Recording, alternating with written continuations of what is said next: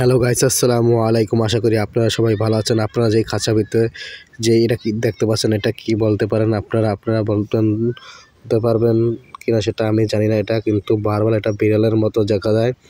এটা বারবাল আমরা ধরেছি সব পোলাপান মিলে, ছোট বড় সবাই মিলে। আমাদের চুলাপাড় থেকে দেখি বারবালের 4টি ছাও, বুড়াটি পালিয়েছে, তার জন্য আমরা এই ছাগুলো ধরেছি। আরও 3টে আছে, সেগুলা ধরা। এই বারবালের নাকি আমাদের গ্রামের হাঁস মুরগি সবাইটা খেয়েছে কম বেশি এটার মা। আর এটার মা এখন ছাও দিয়েছে। তাদের আরও 3টি আছে, সেগুলো এখন দাউরা সরিয়ে বের করার চেষ্টা চলছে।